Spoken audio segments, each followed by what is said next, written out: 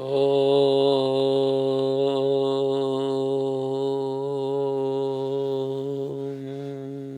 गं गणपते नमः। सिद्धिविनायक नमो नमः। अष्टविनायक नमो नमः। गणपति बाबा मोरया। ओम वक्रतुंड महाकाय सूर्यकोटि समप्रभा निर्विघ्नं कुरु मे देवा सर्वकार्येषु सर्वदा।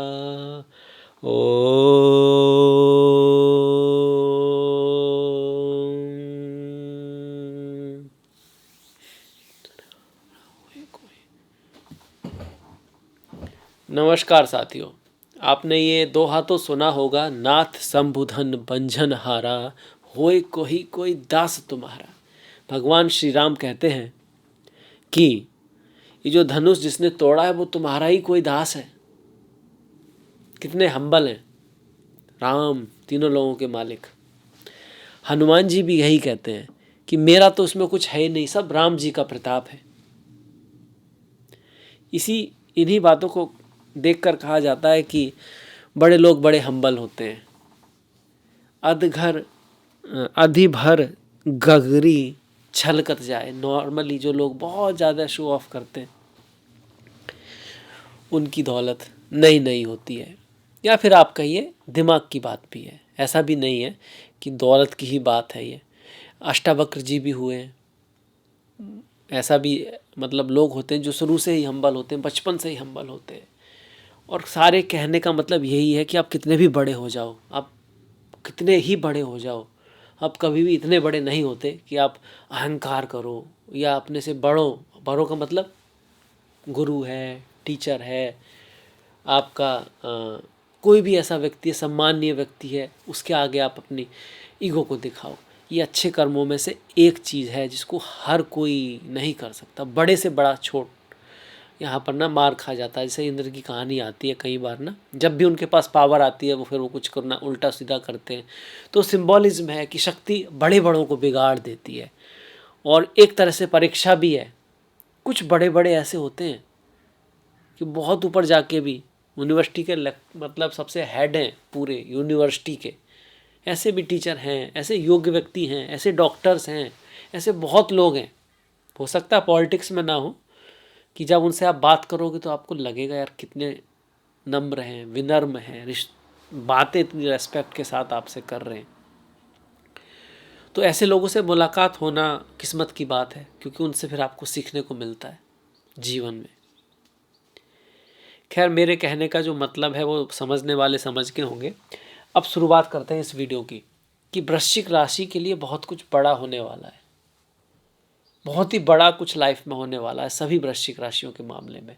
डिपेंड करेगा कुंडली कैसी है, उसके प्रॉमिस कैसे हैं, दशा महादशा कौन सी है। क्यों? क्योंकि इस महीने 2 ग्रहण पड़ने वाले हैं। 2, एक नहीं 2।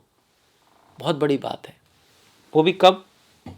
7 तारीख को चंद्र ग्रहण कुंभ राशि, आपके दिल में, हृदय में, मन में, मातृ स्थान में, मातृभूमि में, बुद्धि में पड़ने वाला है। दूसरा 21 तारीख को, जो कि कन्या राशि, मतलब आपके 11वें भाव में, लाभ के भाव में, मनी के भाव में। इनमें से एक ग्रहण आपके लिए थोड़ा सा नेगेटिव है, दूसरा पॉजिटिव है। उसके बारे में बात करेंगे। इसके साथ साथ इस महीने जो सूर्य है ना, करीब 17 तारीख तक केतु के साथ में रहेंगे। ये बहुत इंपॉर्टेंट है, केतु के साथ में रहेंगे। इसके बाद फिर जब यहाँ आएंगे तो उनका ग्रहण पड़ेगा, उसकी भी बात करेंगे। साथ में जो मंगल है वो यहाँ पे रहेंगे 14 तारीख तक, उसके बाद यहाँ चले जाएंगे। शुक्र की स्थिति आपके भाग्य में रहेगी 9th भाव में, और उसके बाद महीने के अंत में जो शुक्र है वो आपके दसम भाव की तरफ चलेंगे, केतु की तरफ चलेंगे। तो इसके बारे में बात करेंगे, एक एक ग्रह को ध्यान से देखेंगे, सारी चीज़ों को डिटेल में लेंगे। कोई चीज़ है जो रेमेडी या कोई ऐसी बात है ध्यान रखने वाली है तो उस पर भी हम दृष्टि अवश्य डालेंगे। अब चलते हैं रिजल्ट के ऊपर। बाकी आपको पता है कि गुरु आपके अष्टम भाव में चल रहे हैं, मिथुन में चल रहे हैं और अतिचारी चल रहे हैं। शनि आपके पंचम भाव में चल रहे हैं पर वक्री चल रहे हैं। राहु आपके चतुर्थ में है, केतु आपके दसम भाव में सिंह राशि में है। चतुर्थ में राहु कौन से में चल रहे हैं? कुंभ राशि में चल रहे हैं। आपको अपना चार्ट पता होना चाहिए। चंद्रमा से गोचर को देखना ज़्यादा ठीक रहता है, अगर लगन से देखते हैं तो वो भी ठीक है। ऋषियों की मानोगे तो उन्होंने चंद्रमा से प्रीफर किया है और साथ में कहा कि भैया एक बार लगन से भी चेक कर लो। अब चलते हैं आगे, क्या हो सकता है। सबसे पहले ग्रहण ही आ रहे हैं साल में, बहुत महत्वपूर्ण है ग्रहण बहुत महत्वपूर्ण होते हैं, उस पर ध्यान थोड़ा दे लेते हैं। अब ऐसा भी नहीं ग्रहण आते हैं तो एकदम सब कुछ खराब करते हैं। हर साल आते हैं, किसी का कुछ खास, किसी का होता है किसी का नहीं होता है ना खराब, पर ध्यान रखना होता है उस एरिया को। आप ऐसे समझ सकते हो।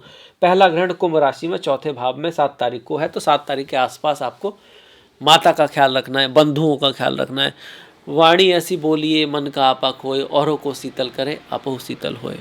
रहीमन धागा प्रेम का मत तोड़े झटकाए, जोड़े ते फिर ना जुड़े, जुड़े गांठ पड़ जाए। छोटी मोटी बातों पे रिश्तों को नहीं बिगाड़ना चाहिए। रिश्ते बड़े महत्वपूर्ण होते हैं, ऊपर होते हैं धन से नॉर्मली। अब इस बात में हम इस बात को नहीं लाएंगे कि कभी कभी सही है तो अर्जुन पांडवों ने तो कौरवों से लड़ाई की थी, वो तो रिश्तेदार थे, इस तरफ नहीं जाना है। सेंस जो बताया जा रहा है यहाँ पे वो दूसरा है, उसको पकड़ना है। ये गलती हमसे अक्सर होती है कि पटरी की लाइन ही हम गलत कर लेते हैं और फिर उस चीज़ का जो अर्थ है ना वो समझ ही नहीं पाते कि वो कहना क्या चाह रहे हैं। रिश्तों का ध्यान रखना है, परिवार का ध्यान रखना है। अब यहाँ पे बैठा हुआ राहु, यहाँ पे चंद्रमा आएंगे, सीधी सी बात है उस दिन वो आपको थोड़ा अपने पितरों से, टीचर से, गुरुओं से, माता पिता से थोड़े मतभेद भी करा सकता है 7 तारीख के आसपास, उसका हमको ख्याल रखना है। पितृदोष अगर किसी की कुंडली में है तो अपने पितरों की पूजा वगैरह कराना, उनके नाम से दान कराना, इस दिन भगवान शिव की पूजा करना बहुत अच्छा रहेगा क्योंकि चंद्र ग्रहण है, इस वजह से आप कह सकते हो। राहु के साथ में तो राहु क्या है? धोखा है। धोखा में नहीं आना, धोखा नहीं करना, दोनों ही चीज़ें हैं। धोखे में आदमी कब आता है? जब कुछ खूबसूरत होता है। धोखा व्यक्ति कब करता है? तो उसको लगता है कि कुछ खूबसूरत होने वाला है, ऐसा करेंगे तो अच्छा हो जाएगा, उसके चक्कर में करता है। तो इन दोनों चीज़ों से अलग रहना है। अपने कर्तव्य के लिए कर्म करना है, प्रैक्टिकलिटी के लिए कर्म करना है। धोखे के चक्कर में न तो पड़ना है न किसी को डालना है। आगे बढ़ जाते हैं। पितृ पक्ष है तो पितृदोष की बात आती है। जिनकी कुंडली में पितृदोष होता है उनको पितृपक्ष में पूजाएं वगैरह बताते हैं। तो पितृ जो दोष होता है ना वो कई तरह का होता है। मून का है तो माता से, स्त्रियों से जुड़ा हुआ है। सूर्य से है तो राजा, गवर्नमेंट या पिता से जुड़ा हुआ होता है। मंगल से है तो वो अपने भाई या जमीन से जुड़ा होता है। कोई एक नहीं है जो एक कुछ लोगों के लिए नई इन्फॉर्मेशन है। बुध है तो वो शिक्षण से जुड़ा हो सकता है, माता बहनों से जुड़ा हो सकता है, माता नहीं मतलब बहनों से, बुआ से, इन सब से, स्त्रियों से जुड़ा हो सकता है। शुक्र है तो आपकी प्रेमिका से, पत्नी से जुड़ा हो सकता है। गुरु है तो वो आपके टीचर से, पंडित से, आचार्यों से जुड़ा हो सकता है, शिक्षा से जुड़ा हो सकता है।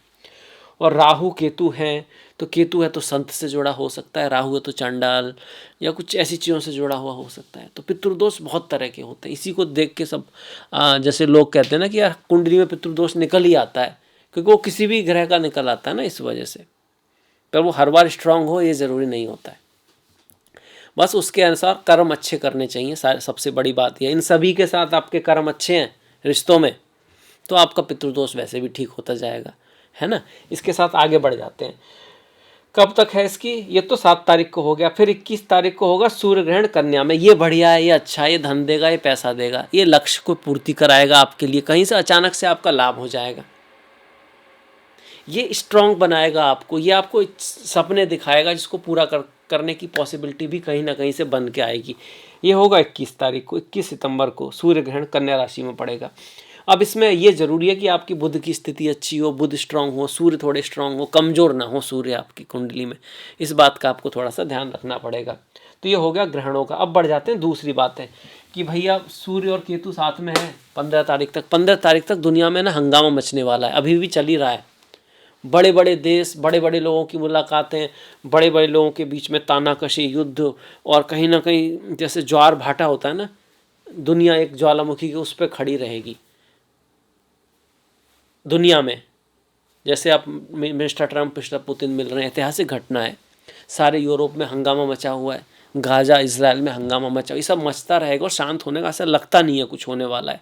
चीज़ें ऊपर नीचे जाके फिर आगे तरफ बढ़ती जाएंगी। 2030 तक ऐसा चलेगा। वैसे तो पारिवारिक रूप से आपके लिए दुनिया में, देश में ये सब चीज़ें रहेंगी। वही चीज़ छोटे लेवल पर भी रहेगी कि आपको अपने टीचर, गुरु, बॉस, इन सब से थोड़ा ख्याल रखना है। कहीं पे कुछ भी हो सकता है, बॉसों की वजह से, गवर्नमेंट की वजह से थोड़ा ध्यान रखना है सभी को। जब से केतु सूर्य आपके 10वें भाव में ही पढ़ रहे हैं तो पिता, गुरु, टीचर्स, इन सब से इनका भी ख्याल रखना है। किसी के पिता वृद्ध हैं, ओल्ड हैं तो उनको, या आपके बॉस हैं तो उनका थोड़ा ध्यान रखना है कि भैया कुछ अगर आप उनसे, आपकी सिंपैथी तो होनी चाहिए कायदे में, तो उसका ख्याल रखें। आप आगे बढ़ जाएं। बॉस बदल भी सकता है, बॉस आपको भी बदल सकता है, दोनों चीज़ें हो सकती हैं। एक बहुत ही बड़े गणितज्ञ, एस्ट्रोलॉजर, ज्योतिष के परमपिता भास्कराचार्य हुए थे। उनको पता लग गया था कि उनकी बेटी अगर शादी करेगी तो उनका डाइवोर्स हो सकता है या फिर उनके पति मर जाएं, इसकी पॉसिबिलिटी है। उन्होंने पहले तो मुहूर्त ऐसा निकाला, रेमेडीज भी की, पर फिर भी टाल नहीं पाए। इस तरह की स्त्री मिलती है। सहदेव जी को भी बता दिया था उन्होंने कौरवों को, इस समय में अगर युद्ध स्टार्ट करेंगे तो फिर चीज़ें बदली जा सकती, पर वो भी टाल नहीं पाए। तो कहीं ना कहीं ऐसा लगता है कि होनी होती ही है, उसको टाला नहीं जा सकता। पर उसको लिया कैसे जा रहा, हम अपना कर्तव्य किस तरह से करें, जो नारायण बताते हैं, जो भगवान राम बताते हैं, जो भगवान कृष्ण बताते हैं, वो ज़्यादा इंपॉर्टेंट है। ना कि इसलिए ज्योतिषी के पास जाना कि जान के ना हम कुछ बदल लेंगे। बदला ही नहीं जा सकता शायद, ऐसा मेरे को लगता है। आप इसको ऐसे समझ सकते हो, आपका एक पर्टिकुलर कर्म है, आपको वो करना है, उसके थ्रू आप 10 लोगों से मिलोगे, अगर वही बदल जाएगा तो वो बहुत, आपका तो मैप ही बदल जाएगा। हाँ, अच्छा शक्ति के हिसाब से कुछ आपको लाइफ में किन चीज़ों का ख्याल रखना है, किन चीज़ों को, क्रियामान कर्मा को आपको किस तरह से बदलना है, वो आप सीख सकते हो। प्रारब्ध को बदलना मुश्किल है, असंभव नहीं है। अब आगे बढ़ जाते हैं, गुरु की बात कर लेते हैं। गुरु हो रहे हैं अतिचारी। अतिचारी गुरु हैं तो जल्दी जल्दी में गलती हो सकती है, ससुराल में गलती हो सकती है जल्दी जल्दी के चक्कर में। इनहेरिटेंस से संबंधित कोई भी इशू है, लॉटरी से संबंधित कोई भी इशू है, कोई ऐसा इशू जिसमें आपके किस्मत से पैसा बढ़ेगा, वहाँ आप गलती कर सकते हो। जहाँ आपके पराक्रम से नहीं, किस्मत से आपने अगर चूज कर लिया गलत तो मामला गड़बड़ हो सकता है, वहाँ आपसे गलती हो सकती है। उस चीज़ में आपको ध्यान रखना है। वैसे गुरु यहाँ से धन देने के लिए अच्छे हैं। 1 2 3 4 5 भाग्य विदेश से बढ़ सकता है। इंटरनेशनल चीज़ों से आपके लिए कुछ चीज़ें सही रहेंगी, कुछ ना कुछ लाभ होने की संभावना है। और घर ज़मीन से संबंधित चीज़ों में लाभ तो हो सकता है पर गलती भी हो सकती है। गाड़ी वगैरह खरीदना, घर ज़मीन से संबंधित चीज़ों में जल्दबाजी में ना रहें बिल्कुल भी, क्योंकि एक तो ग्रहण पड़ रहा है कुंभ में। कुंभ ये भाव मन का है, अपनों का है, माता का है, पर ये भाव घर जमीन आदि का भी है। तो ड्राइव करते वक्त आपको विशेष ख्याल रखना है। तेज़ी से ड्राइव ना करें, पेशेंस से चलें, रोशनी में देखें, अपनी गाड़ी को देख लें, उसमें आपका इंजन ऑयल, ब्रेक ऑयल, जो भी चीज़ें होती हैं सब चीज़ ठीक है, सब बढ़िया से काम कर रहा है, नहीं कर रहा है। अगर लंबी यात्रा वगैरह पर जा रहे हैं तो बिल्कुल ध्यान रखें। माता के स्वास्थ्य का ध्यान रखें। उनसे कोई मतभेद है तो इग्नोर कर दें बातों को, कोई बात नहीं। आपकी एक अपना व्यू है, उनका एक अपना व्यू है, होता ही है। उसके वजह से मनभेद पैदा ना करें। उनके प्रति कोई अगर आपका रेस्पॉन्सिबिलिटी है तो उसको पूरा करने की कोशिश अपनी तरफ से ज़रूर करें, बाकी ईश्वर की इच्छा। अब आगे बढ़ जाते हैं। ये जो सूर्य है फिर यहाँ आ जाएंगे, यहाँ पे ग्रहण होगा, वो उनके लिए अच्छा होगा, ये तो मैंने बता दिया। ये जो बुध है वो भी यहाँ आएंगे, तो ये फिर खूबसूरत स्थिति बन रही है आपकी। ऐसे में अगर आपके सूर्य स्ट्रांग हुए, ग्रहण भी आपके लिए पॉजिटिव ही है। ये पारिजात नाम का जो योग बन रहा है आपको बहुत कुछ दे सकता है, जीवन में तख्ता पलट कर सकता है, आपको राजा बना सकता है। पर करोड़ों वृश्चिक वाले थोड़ी ना राजा बन जाएंगे, आपको राजा बनाया जा सकता है। इसका मतलब जिसकी योग में, कुंडली में इस तरह की पॉसिबिलिटी बन रही है वो तो बनेगा, बाकी को कुछ लाभ हो सकता है, कोई नाम कमा सकता है, कुछ चीज़ का कोई प्रयत्न करेगा तो उसका कोई रिजल्ट आएगा ना। वृश्चिक वाला तो बच्चा भी होगा, उसका स्वास्थ्य ठीक रहेगा, मैक्सिमम कुछ उसकी पसंद की टॉफ़ी घर में आ जाएगी, यही होगा ना। वो कैसे राजा बन सकता है? तो जो जिस लेवल पर है उसके अकॉर्डिंग उसको थोड़ा लाभ होने की संभावना यहाँ पे बनेगी महीने के अंत में, इस बात में कोई संशय नहीं है। पर उसको क्या करना है, एक तो एक्शन लेने, अपनी अथॉरिटी से बना के रखना है, क्योंकि शनि से टक्कर हो रही है सूर्य की। गुरु, टीचर, उनका आपके ऊपर आशीर्वाद रहे। कम से कम आप उनको समझा पाओ कि आपका पॉइंट ऑफ व्यू क्या है। ऐसा ना हो कि आप उनसे बात नहीं कर रहे, वो आपसे बात नहीं कर रहे। इस बात का आपको ध्यान रखना होगा। आपकी नज़र में वो गलत है और उनकी नज़र में आप गलत हो, तो उनमें से अगर आपको ऐसा लगता है कि वो कहीं वो सही है, तो उस चीज़ आपके मामले में तो अपने ऊपर काम करो, उन पे फोकस ना करो, आप अपने ऊपर फोकस करो। देखिए, दुनिया में कुछ भी किया जा सकता है, समय को नहीं लाया जा सकता। असंभव कुछ भी नहीं है। ईश्वर मिल सकता है पर समय नहीं मिल सकता। पर समय भी यूज कोई वही करेगा ना, आप करोगे समय यूज। तो समय से भी पहले आप हो, अपने ऊपर काम करो तो समय का यूज कर पाओगे। अब आगे बढ़ जाते हैं। मंगल। मंगल तो भैया देखो, पहले यहाँ पर है, यहाँ पर तो शुभ है 14 तारीख तक, पर महीने के बाद में बाकी सब शुभ हो रहे हैं। मंगल थोड़ा सा स्वास्थ्य का ध्यान रखें। फॉरेन विदेश यात्रा खर्चे को दिखा रहा है। सबसे बड़ी बात, पत्नी के साथ लड़ाई नहीं करनी है। पत्नी के साथ, पति के साथ, अपने जीवन साथी के साथ थोड़ा सा जो सया सुख होता है, पति पत्नी के जो प्राइवेट समय होता है, उसमें कुछ डिस्टर्बेंस हो सकता है। नींद की कोई दिक्कत हो सकती है, पर यहाँ पे इनका आना आपको यात्रा, विदेश आदि से आपको लाभ भी दिखा रहा है। शत्रु पर विजय को दिखा रहा है। रोग ऋण शत्रु पर विजय को दिखा रहा है आपके। आप किसी मुकदमे वगैरह में अगर कुछ चल रहा है, उसका रिजल्ट आना है, तो उसमें विजय आपको मिल सकती है। हनुमान जी की पूजा करते रहें, भगवान शिव की शरण में रहें, सब ठीक होगा इस महीने के लिए। राहु मैंने बताया। केतु का केतु यहाँ पे चल रहे हैं, अपने जॉब में कुछ उतार चढ़ाव आप देख रहे होंगे। कुछ ऐसी चीज़ें हो रही है जिसमें आपको लग रहा है आपका कोई हाथ ही नहीं है, बस हो रही हैं। गणेश जी की पूजा करें, आपको लाभ होगा। अब ये हो गया शनि। शनि बहुत दिनों से हैं, वक्री चल रहे हैं, मतलब कुछ नया नहीं करना है, पुरानी ही चीज़ों से आपको लाभ होगा। अपने पुराने संबंध, पुराने दोस्त, पुरानी चीज़ें, उनको अच्छा करें। आपकी कोई भी ऐसी क्वालिटी है, गुण है जो आपके अंदर है पर उसका आप यूज नहीं कर रहे हो, तो उसको निखारें। पुरानी चीज़ों को स्ट्रॉन्ग करें। जैसे एग्ज़ाम से पहले तैयारी कर लें, पूरी रिवीजन पहले करें और बाद में नए चैप्टर की तरफ जाएं, तो रिवीजन का समय है। एक तरह से तैयार हो इस समय में, जब तक शनि वक्री हैं। किसी नए काम को करने के लिए व्यक्ति का तैयार होना जरूरी है ना। रेस लगानी है तो अगर आप रेस के लिए तैयार हो तभी जीत पाओगे। तो ये समय तैयारी का है, रेस का नहीं। गुरु की बात हो ही चुकी है। अब सारे ग्रह हो गए। अब बढ़ जाते हैं त्योहारों की तरफ। ओणम है 5 तारीख का, 6 तारीख की अनंत चतुर्दशी है, 22 तारीख से नवरात्रे हैं। या देवी सर्वभूतेषु शक्ति रूपेण संस्था, नमस्तस्ते नमस्तस्ते नमस्तस्ते नमो नमः। चेतना और शक्ति, शिव और शक्ति, माता और पिता, वो एक ही है, पर उसको एक तरह से दिखाया गया है कि दो रूपों में हम उसको देख सकते हैं। इसके साथ साथ शरद, ये जो नवरात्रे हैं हमारे, वो 22 तारीख से स्टार्ट होते हैं, 1 अक्टूबर तक होंगे आपके। 30 तारीख को दुर्गा महानवमी होगी, 7 तारीख को भाद्रपद पूर्णिमा है, 3 तारीख को परिवर्तनी एकादशी, 17 को इंदिरा एकादशी है। ओम नमो नारायणाय, ओम नमो भगवते वासुदेवाय। संसार को चलाने वाले जो ईश्वर हैं, या जब वो चलाने का काम करते हैं, तो इस ईश्वर को हम नारायण कह देते हैं, विष्णु कह देते हैं, जो घट घट में वास करता है। वैसे तो ईश्वर ही घट घट में वास करता है। 5 और 19 को प्रदोष व्रत है और 19 को ही शिवरात्रि है। चिदानंद रूपा शिवोहम शिवोहम, मनोबुद्धि अहंकार चित्तानि ना अहम। चिदानंद रूपा शिवोहम शिवोहम, न मन हूँ, न बुद्धि हूँ, न चित्त हूँ, न अहंकार हूँ, इनमें से कोई भी मैं कुछ भी नहीं हूँ। क्या हूँ? चिदानंद रूपा शिवोहम, शुद्ध चेतना हूँ, शुद्ध चेतना हूँ, शुद्ध चेतना। शुद्ध चेतना का कोई नाम है क्या? नहीं है। उसका कोई शरीर है क्या? नहीं है। वो तो प्रकट होती है, जन्म नहीं लेती। इसीलिए कहा है कि ना मरती है ना मिटती है। चिदानंद रूपा शिवोहम शिवोहम, आनंद उसका स्वरूप है, क्योंकि वो आनंद को ढूंढ रही है, तो कहीं ना कहीं उसमें आनंद तो है। इसी के साथ मैं आप सभी से विदा लेता हूँ। आपने अंत तक इस वीडियो को देखा, इतना महत्वपूर्ण समय इस वीडियो को दिया, उसके लिए आपका दिल से बहुत बहुत धन्यवाद। नमस्कार।